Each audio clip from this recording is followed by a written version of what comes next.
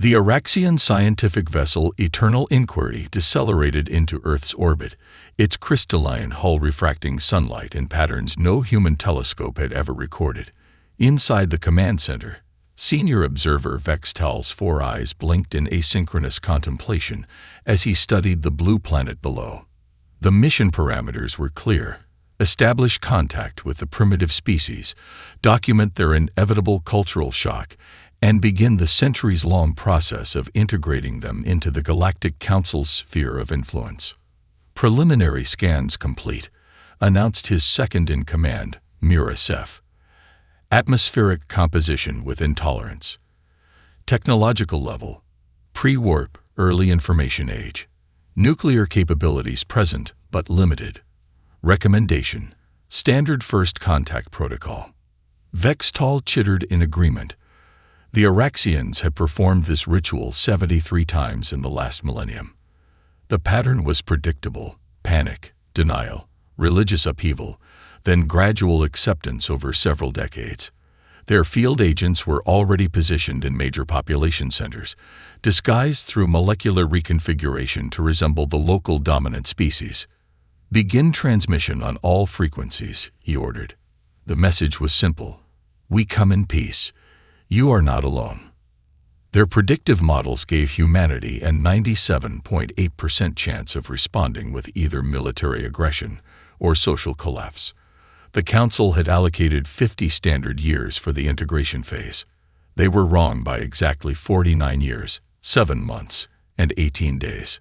3 weeks after the Eternal Inquiry revealed itself, the humans had not only accepted their existence, but had scheduled diplomatic meetings with every major government. 5 weeks in, they had reverse-engineered the translation matrix. Technology the Orcsians had expected to keep proprietary for at least a decade. Vextal watched in growing alarm as humans dissected the cultural database they'd been given. Instead of being overwhelmed by the existence of 37 spacefaring civilizations, humans seemed excited. Their scientists worked in sleepless rotations, their diplomats studied Orcsian customs with disturbing intensity, and their military, most troubling of all, began adapting their defensive systems with suspicious efficiency. Impossible, Mirasef whispered as they monitored a human laboratory, where scientists had already replicated a power cell that should have been centuries beyond their comprehension. They're adapting too quickly. The evolutionary implications are dangerous, Vextal finished. These creatures evolve their social structures at an alarming rate. Their technological progression is exponential, not linear like other species. When the humans proposed an interstellar trade agreement just 74 days after first contact, Vextal made an unprecedented decision.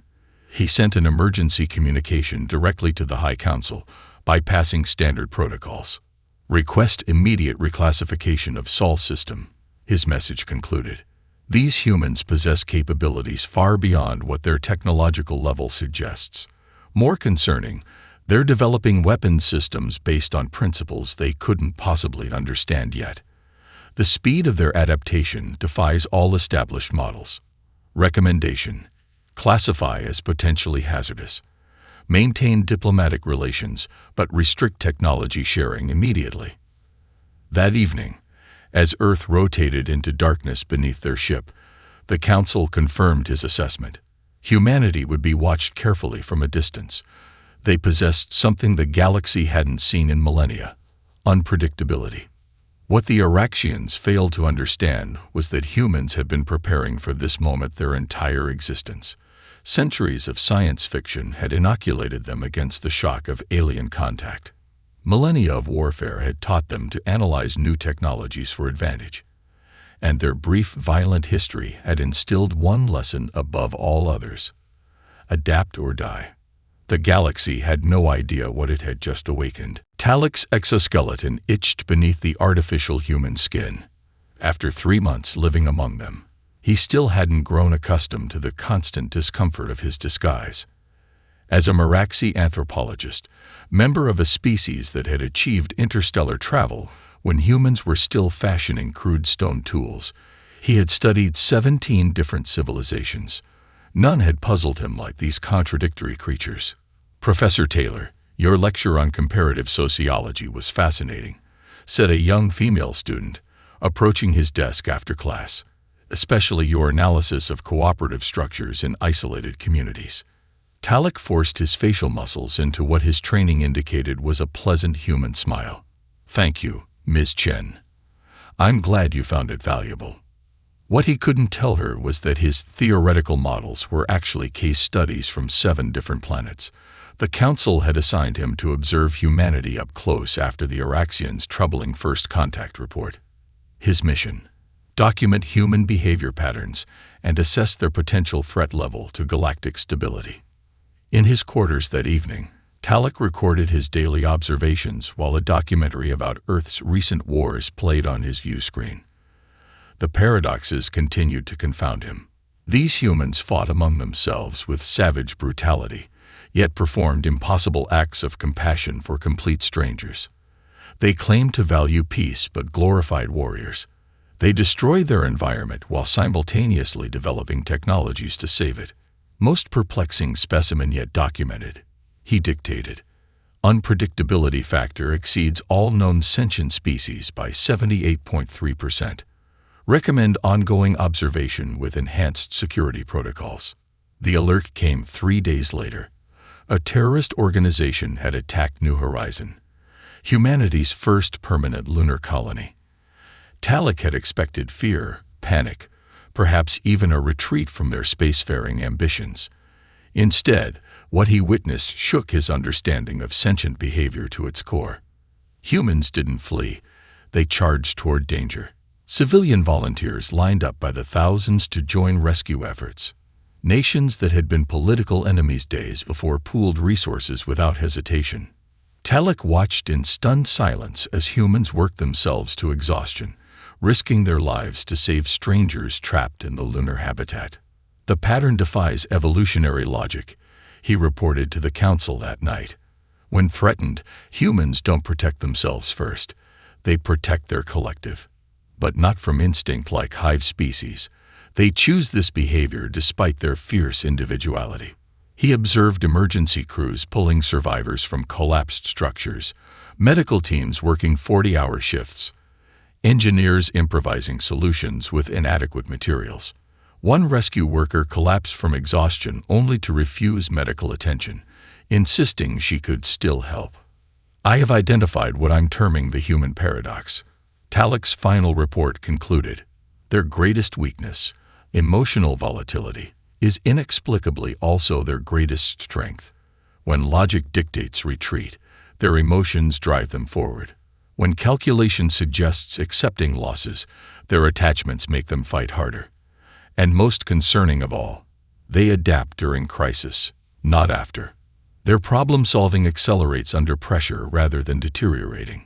The Council classified his findings immediately. Talik was reassigned to long-term observation status.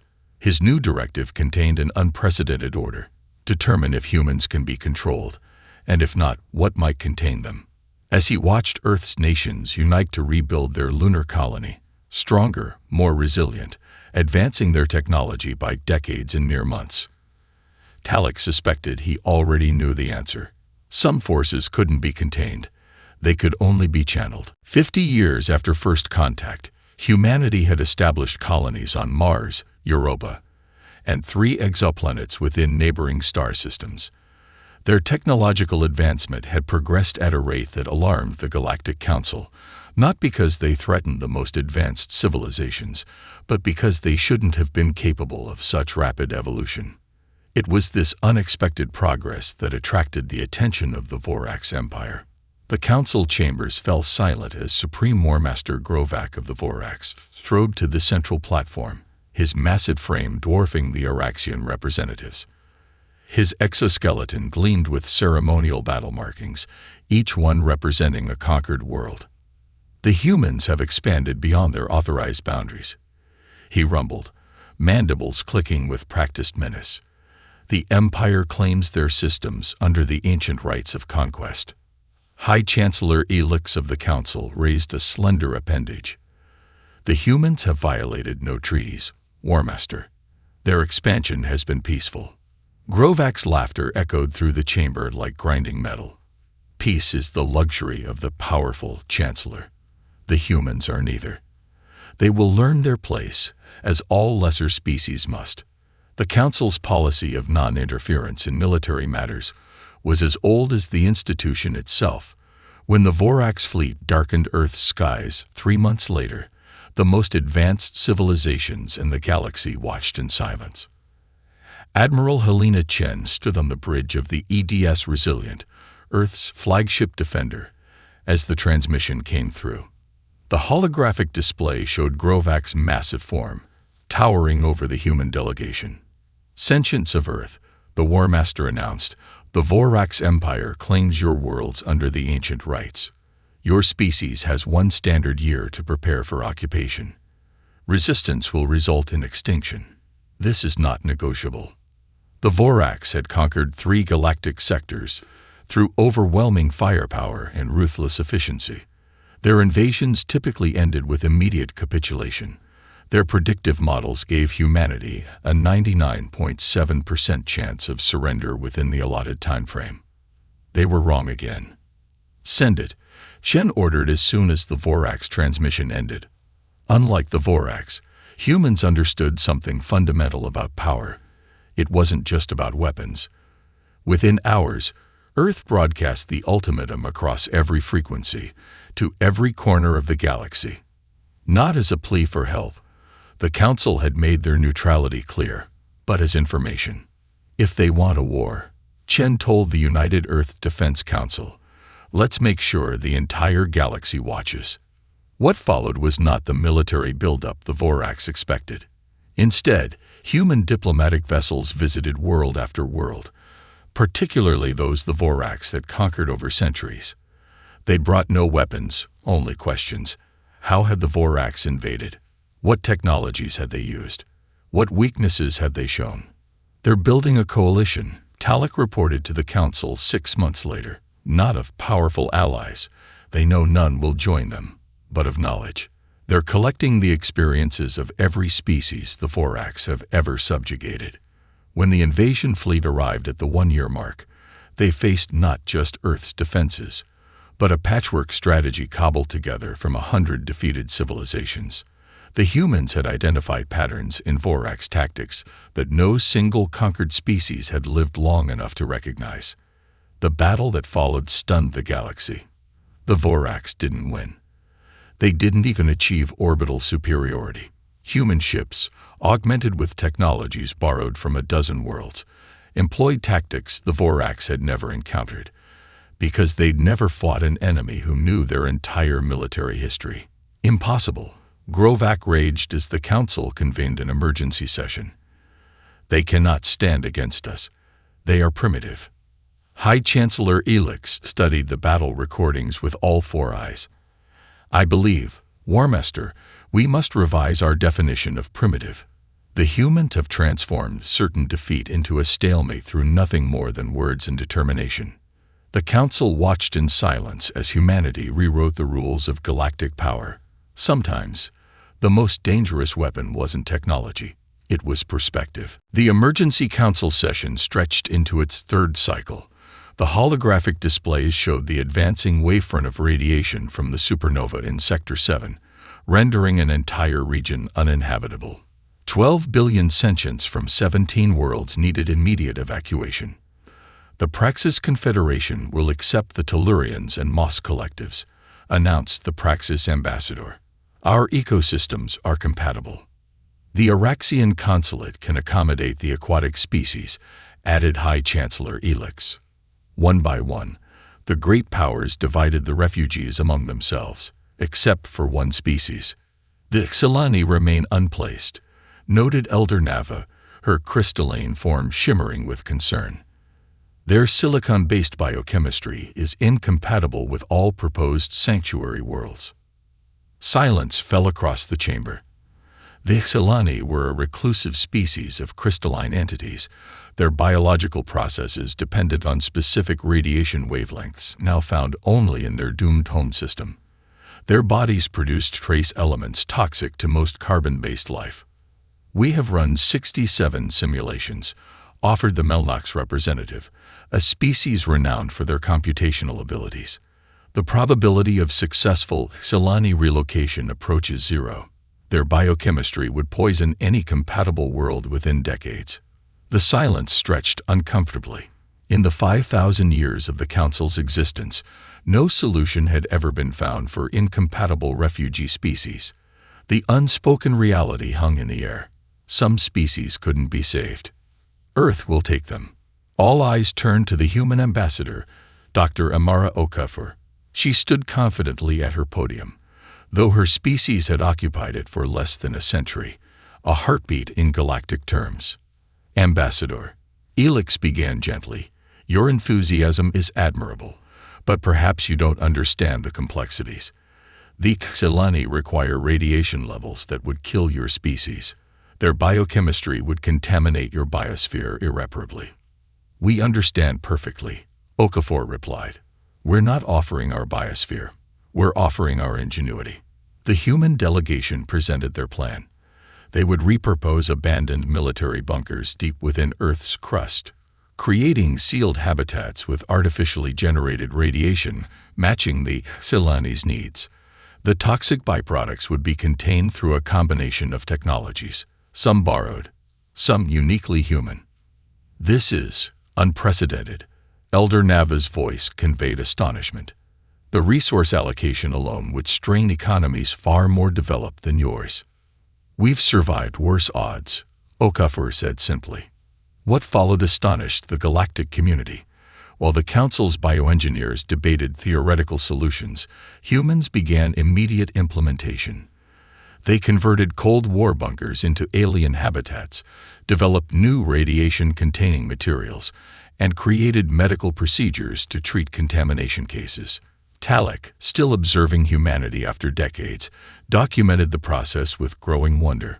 Human scientists worked around the clock, developing technologies specifically for beings they'd never met.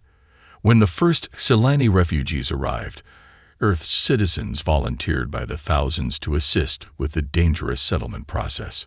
"Why?" Talek asked Okafor privately, after witnessing humans work themselves to exhaustion day after day. "Your species barely knows the Xilani. The resources could benefit your own colonies significantly." Okafor considered the question carefully. "There's an old human saying, 'There but for the grace of God go I.' We understand extinction better than most species. We've faced it repeatedly, through ice ages, plagues, nuclear brinkmanship. We survived because we adapted, because we refused to accept death as inevitable." As the Xilani established their underground civilization, a new understanding spread through the Council. Humans weren't merely stubborn or emotionally volatile. They were survival specialists, not because they feared death, but because they refused to accept it for anyone, even strangers from the stars. In humanity's eyes, extinction was never an acceptable outcome. The emergency transmission reached Earth in the middle of what humans still called night, though their civilization had long since transcended the limitations of a single time zone. Admiral Chen, now the seasoned head of Earth's Defense Council, received the message personally. "The hive mind of Sector 9 has consumed the Proxima colony," announced the holographic figure of Council Representative Elix. "Their collective consciousness has now targeted your outer settlements. The Council strongly advises immediate evacuation of all human colonies within 3 parsecs of the expansion front." Chen studied the tactical display, watching the inexorable advance of the hive, a vast insectoid collective that functioned as a single organism spread across trillions of bodies. In 2 centuries of conflict, no species had successfully repelled them. "What are the Council's containment plans?" she asked. Elix's 4 eyes blinked in their asynchronous pattern, a sign of discomfort Chen had learned to recognize. "Containment is not considered viable. The hive mind assimilates all biological material it encounters. Once established, it cannot be dislodged by conventional means. So the Council is abandoning an entire sector." Chen's voice remained calm, but her fingers tightened around the edge of her desk. "Not abandoning, Admiral. Strategic reallocation of resources. The hive's advance is mathematically certain. Resistance has proven futile in 12 previous encounters. After the transmission ended, Chen didn't call for evacuation. Instead, she convened Earth's most unusual war council in history. Xenobiologists, poets, composers, philosophers, and military strategists. If we can't beat them conventionally, she told them, we find an unconventional solution. The council watched in bewilderment as humanity's response unfolded. Instead of building bigger weapons or preparing planetary defenses, humans broadcast music, complex symphonies designed to introduce dissonance into the hive's psychic network. They transmitted philosophical paradoxes on frequencies the hive used to communicate. They deployed nanobots programmed not to destroy but to introduce the concept of individuality into the collective consciousness. They're not fighting the hive, Talek reported to an emergency council session. They're trying to change it. When the hive launched its invasion of the human colony on Ta City, it encountered not just soldiers but cultural weapons. Human defenders wore specialized helmets that broadcast empathy-triggering pheromones that confused the hive's chemical communication. Combat units carried sonic disruptors that didn't kill hive drones, but temporarily severed their connection to the collective. Insanity, remarked the Melnox observer. The probability of success is infinitesimal. Yet something unprecedented began to happen. For the first time in its ancient history, the hive mind experienced fragmentation. Individual drones began exhibiting autonomous behaviors. The invasion stalled as portions of the collective struggled with the alien concept of self. 3 months later, the unthinkable occurred. A delegation of hive representatives, individual drones somehow maintaining autonomy while still connected to the collective, requested the diplomatic meeting. We wish to understand. Choice, the lead drone stated, its mandibles struggling to form words rather than chemical signals. The council chamber erupted in chaos. In 5,000 years of recorded galactic history, no species had ever negotiated with the hive. It was considered a force of nature, not a potential diplomatic partner. How could you possibly have predicted this outcome? High Chancellor Elix asked Chen privately after the historic meeting. Chen smiled slightly. We didn't, but humans have always understood something that the hive couldn't comprehend. The power of individuality within community. We aren't just bodies or resources. We're stories and songs and contradictions. We gambled that consciousness, once exposed to freedom, would choose it.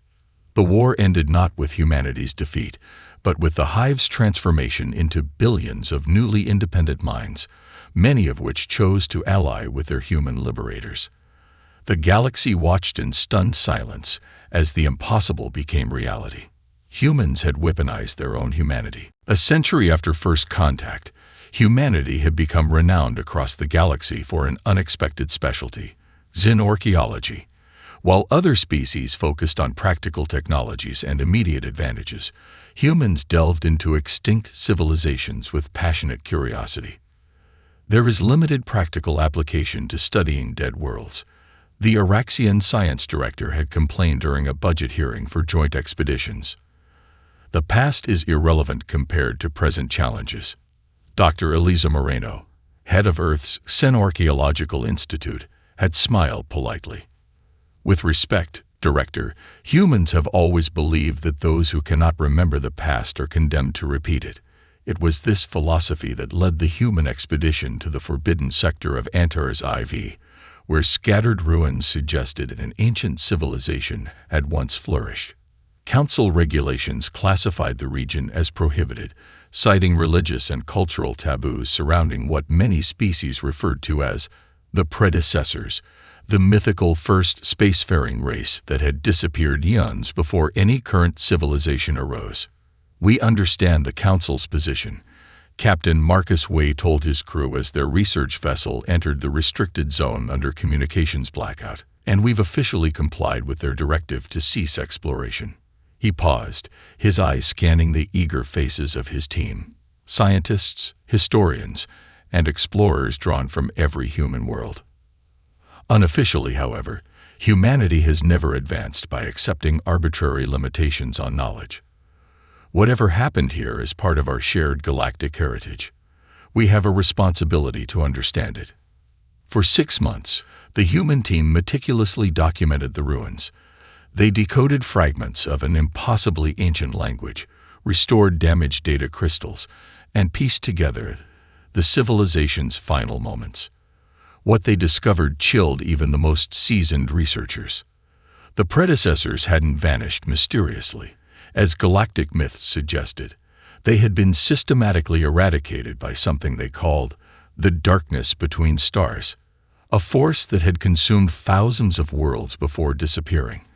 According to the predecessors' calculations, this ancient predator hibernated for millions of years between cycles of galactic extinction, and it would awaken again within a century.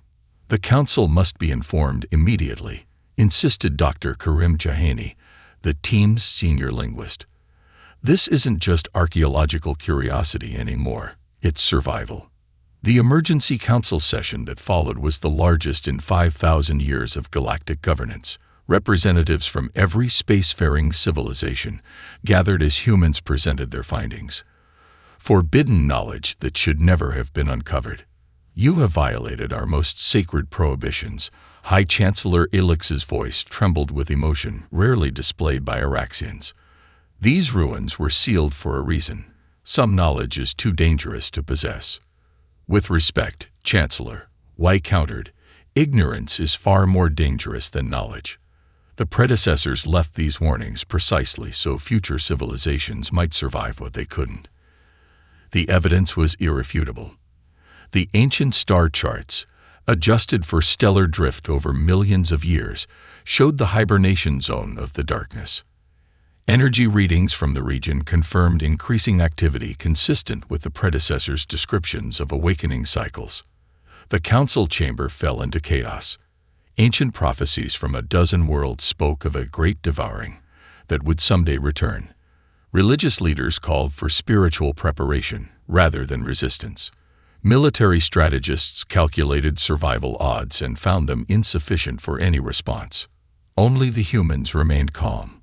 "We've faced extinction before," Admiral Chen told the panicking council. "Our entire history is a series of near misses with oblivion. Plagues, climate collapse, nuclear standoffs. Each time, we adapted and survived. This is different," Elix insisted. "The darkness consumed a civilization far more advanced than any of ours. The predecessors had technologies we can barely comprehend, and they were eradicated completely. Then we'll find solutions they couldn't imagine," Chen replied. "Humans have always excelled at the impossible." As the council debated evacuation plans and spiritual preparations, humanity began preparing for a war no other species believed could be won. They understood something fundamental. Sometimes knowledge, no matter how terrible, was the only path to survival. The long-range sensors detected them first, enormous structures emerging from the depths of interstellar space. Not ships in any conventional sense, but world-sized entities that defied classification. Their surfaces shifted constantly, as if the very matter comprising them couldn't decide what form to take. "They exist partially in another dimension," explained Dr. Moreno, now silver-haired but still heading humanity's xenorchaeological efforts. Her team had spent decades deciphering the predecessors' warnings. According to the ancient texts, they perceive our universe as we might perceive a two-dimensional drawing, something they can reach into and manipulate at will. The Galactic Council convened its largest military coalition in history. The combined fleets of 17 spacefaring civilizations assembled at the edge of the incursion zone.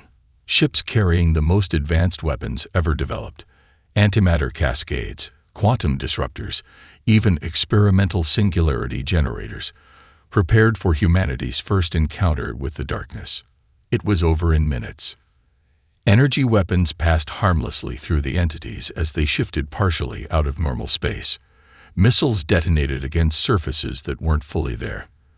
The Council flagship, carrying the supreme military leaders of a dozen worlds, simply vanish when one of the world ships passed through its location, leaving no debris.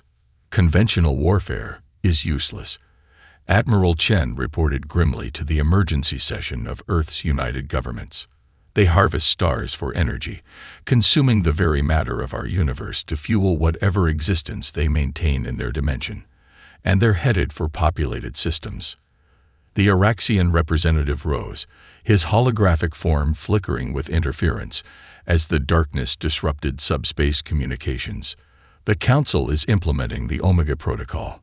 All civilian vessels are ordered to withdraw beyond the galactic rim. Military assets will attempt to delay the advance to allow evacuation. The human delegation exchanged glances. "And after that?" asked President Okafor. The Araxians' 4 eyes blinked in their pattern of distress. "There is no after, Madam President. The simulations are clear. The darkness cannot be stopped by any known technology." The Council's fate seemed sealed until humanity unveiled what they'd been developing in secret for decades.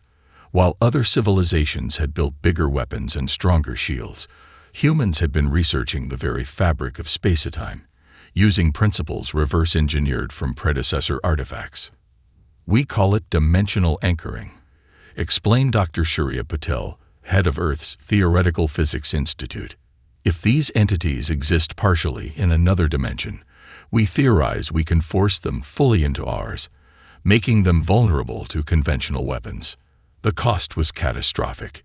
Each engagement would create a dimensional rift that could potentially destroy entire star systems. The energy requirements would consume resources that could otherwise save billions of refugees. "It's not a question of whether we should," Chen told the Council bluntly. "It's a question of who's willing to make the sacrifice." The first battle occurred in an uninhabited system. Human ships deployed the anchoring technology, forcing one of the world ships fully into normal space. For a brief moment, the darkness became solid and vulnerable. The combined firepower of the Council fleet tore into it, ripping apart matter that had existed for millions of years. As predicted, the dimensional backlash destroyed 2 planets and severely damaged the star. But it worked. "We can fight them," Chen announced to a stunned Council, "but every victory will come at an unimaginable cost." As system after system fell, humanity led the desperate counteroffensive. A Meraxi philosopher, observing from the evacuation fleet, noted with wonder that humans fought not with the calculating precision of other species, but with a terrible resolve born from knowing exactly what extinction meant. "They have foreseen their end many times," he wrote in his final observations. "Perhaps that is why they face it without fear now. They understand that survival sometimes requires unthinkable sacrifice." The darkness continued its advance toward the heart of the galaxy, but for the first time in its ancient existence, it faced resistance that made it bleed. The war against the darkness had raged for 3 years. A third of the galaxy lay in ruins, stars extinguished, planets shattered, entire species reduced to refugee fleets drifting between the remaining habitable systems. Yet humanity continued to fight with a determination that bewildered their allies. In the remains of what had once been the Council's Grand Chamber, representatives from the surviving civilizations gathered. The elegant architecture lay in partial ruins, hastily repaired with human engineering that favored function over aesthetics. High Chancellor Elix, one of the few original Council members still alive, addressed the assembly. "The darkness approaches the Sol system," he announced grimly. "Humanity's homeworld will be targeted within days." Admiral Chen, now bearing the scars of a dozen desperate battles, nodded stoically. "We've been preparing for this moment since we discovered the predecessor ruins. Operation Firewall is ready." The plan she outlined stunned even the war-weary Council. Humans proposed to collapse the dimensional barriers permanently, creating a one-way trap that would seal the darkness in a pocket universe forever. The energy requirements were catastrophic. Earth itself would be sacrificed, along with several major human colonies, to generate the necessary power. "This is unprecedented," gasped the Meraxi elder. "You would sacrifice your own homeworld to save the galaxy?" Without hesitation, Chen replied simply. As the council deliberated, Talik, the anthropologist who had first studied humanity a century before, offered his final analysis. "At last, I understand why humans are truly dangerous," he told the assembled representatives. "It's not their adaptability, their emotional intensity, or even their creativity in battle. It's that humanity never learned to accept limits." He gestured to the holographic displays showing the desperate preparations on Earth. Where the ancient races built civilizations around avoiding certain knowledge, humans seek it relentlessly. Where we develop technology along predictable, safe paths, humans pursue every possibility regardless of risk. They refuse to accept that some problems have no solutions, that some enemies cannot be defeated, that some sacrifices are too great. The final battle unfolded with terrible symmetry. As the darkness descended upon the Sol system, humanity activated technologies that should have been beyond their comprehension. Dimensional rifts that tore at the very fabric of reality. Earth's core was converted into pure energy, a sacrifice so profound that even the emotionally distant Araxians wept to witness it. For a moment that stretched across eternity, the universe itself seemed to hold its breath. Then, with a silent flash that rippled across subspace, the darkness vanished, trapped forever in a pocket dimension, sealed by the deaths of billions of humans who had given their lives willingly. In the aftermath, as the surviving civilizations began the long process of rebuilding, the Council convened its first formal session since the war began. Their first unanimous vote was unprecedented. Humanity would be appointed as guardians of the dimensional barriers, custodians of the knowledge that had saved the galaxy. We were wrong about them. High Chancellor Elix admitted as the new human delegation. Representatives from colonies that had survived the final battle took their places in the chamber. We feared their unpredictability, their refusal to accept established wisdom, their emotional decision-making. We classified them as dangerous because they were different. And we were right. Added Elder Nava of the crystalline Silani, whose species had been saved by human ingenuity decades before. Humans are dangerous, but sometimes the most dangerous species is exactly what the universe needs. As the galaxy slowly healed from wounds that would never fully close, a new understanding spread through the surviving civilizations. The humans' homeworld was gone, but their spirit remained, a testament to a species that had faced extinction countless times throughout their history and always found a way forward, not just for themselves, but for all who shared the stars with them. Dangerous, yes, but necessary.